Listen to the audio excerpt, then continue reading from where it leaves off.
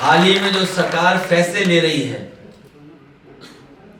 ये सरकार जो आपस में लड़ रही है, इनके फैसले भी जल्दीबाजी के हैं। जहां शिक्षकों को परेशान करने के लिए जो सरकार ने फैसला लिया कि ऑनलाइन डिजिटल अटेंडेंस ली जाएगी, समाजवादी पार्टी ने उसका विरोध भी किया। और आपके माध्यम से मैं कहना चाहता हूं, यह फैसला स्थगित नहीं होना है। स्थगित का मतलब यह है कि कभी भी सरकार इसको लागू कर सकती है।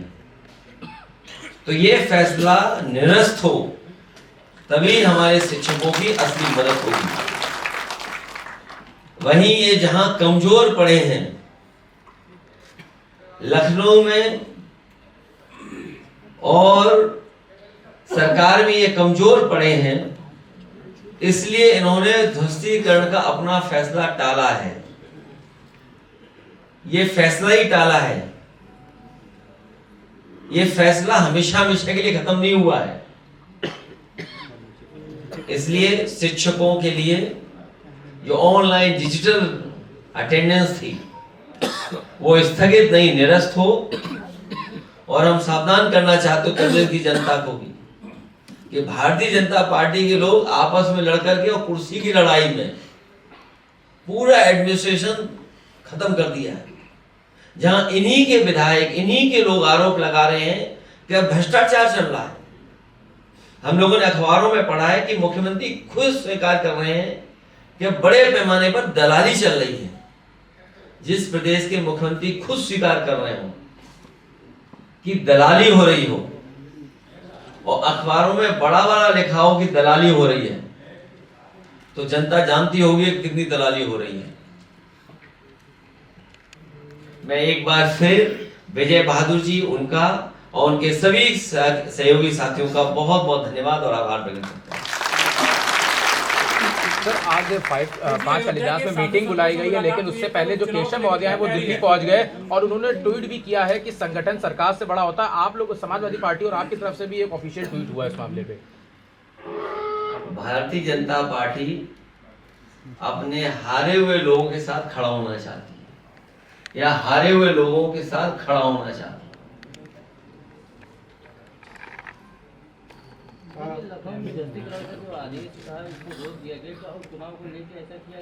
ये कमजोर पड़ गए हैं, ये कमजोर पड़ गए हैं। एक दूसरा जो बाई इलेक्शन है, आप सही कह रहे हैं, 2 केवल ये फैसला टला है।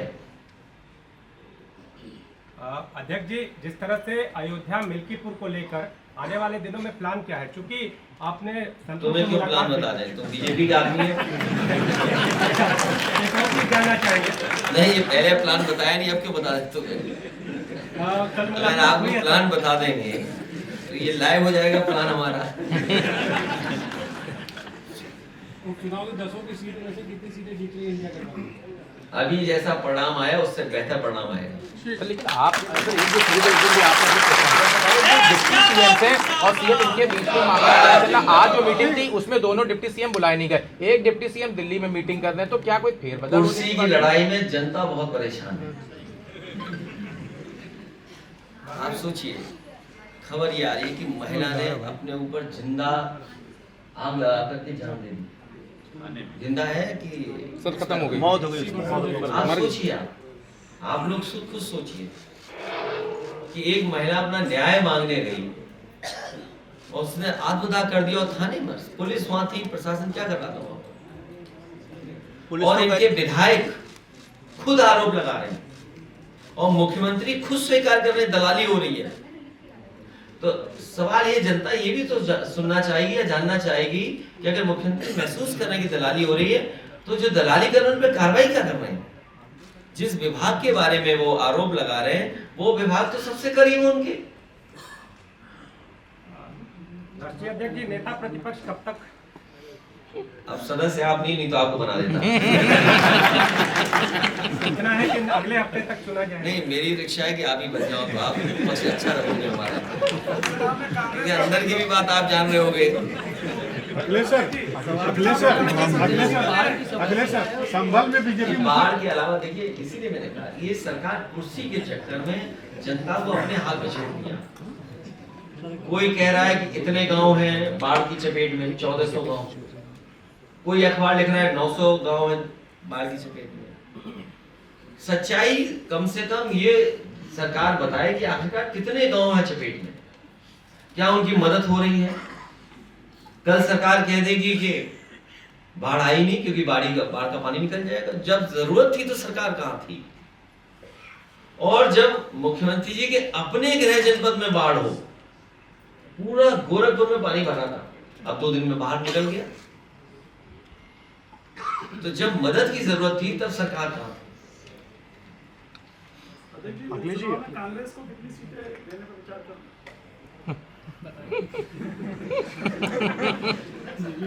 आप कहो तो सब दे दें क्योंकि सरकार तो बननी नहीं है।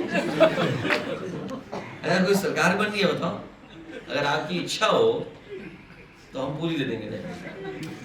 अखिलेश जी आज तक की खबर का असर हुआ पंतनगर रहीमनगर में कांग्रेस से बड़ा सफर ये आपका असर तो हुआ होगा, लेकिन असली असर हुआ है जो सरकार कमजोर हुई एक, और सरकार घबरा गई कहीं ये जो संघर्ष है कहीं बढ़ न जाए।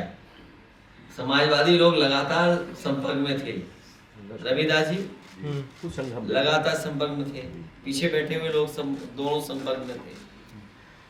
और आप तो हीरो निकले ही मुझे सुनने में आ रहा है, लेकिन उन्हें ये नहीं पता होगा कि आज तक को पैकेज कितना मिलता है।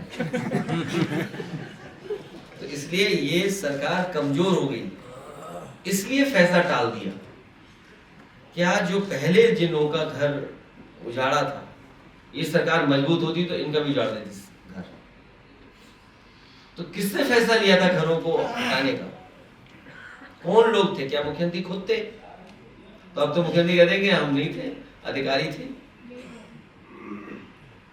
सरकार खुद फैसला ले रही थी, और फिर उस सरकार से क्या उम्मीद करोगे जिस सरकार ने सबसे देश का सबसे अच्छा रिवर फ्रंट खराब किया हो।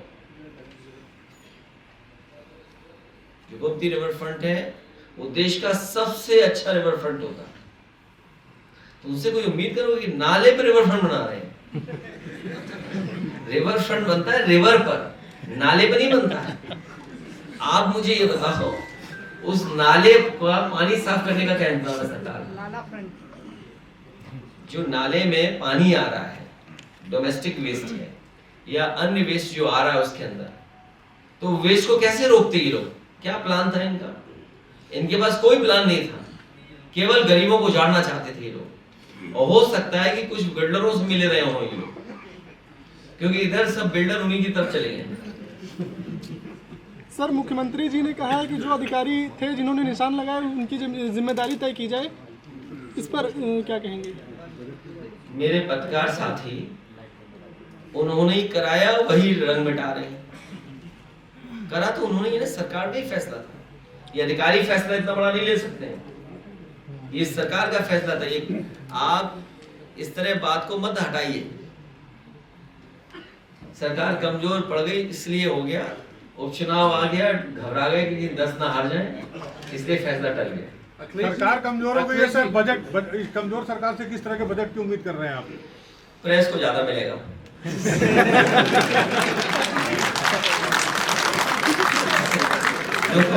प्रेस को कितना मिलता है? कितना बजट है प्रेस का?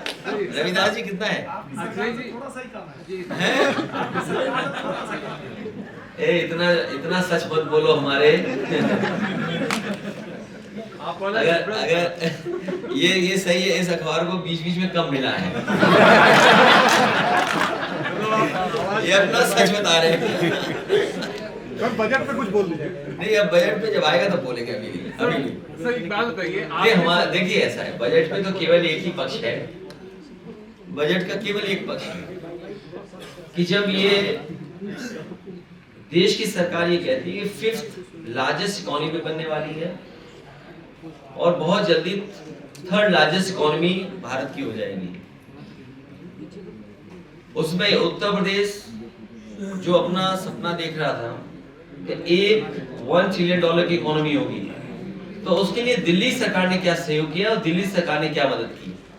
पहली बात कि हमारे उत्तर प्रदेश के मुख्यमंत्री जी ये कहते रहे हैं कि उत्तर प्रदेश की $1 ट्रिलियन इकोनॉमी कर देंगे। नहीं मिल रहा है ना, उसमें दिल्ली सरकार की क्या मदद थी, कितना सहयोग किया? और फिर जो ग्रोथ रेट चाहिए यूपी को, वो 35% की चाहिए। तो उस 35% ग्रोथ रेट के लिए क्या मदद किया है दिल्ली सरकार ने? और फिर दिल्ली सरकार ये बताए कि पर कैपिटा इनकम क्या है लोगों की। अगर 5th लार्जेस्ट इकोनॉमी है और 3rd लार्जेस्ट इकोनॉमी बनने वाली है, तो प्रति व्यक्ति आय क्या दुनिया के उन देशों के बराबर होगी या हुई है कि नहीं हुई है? बस, वरना ये सब आंकड़े हैं जनता को धोखा देने के लिए। बहुत धन्यवाद हमारे प्रेस के साथियों का। एक बार खड़े होकर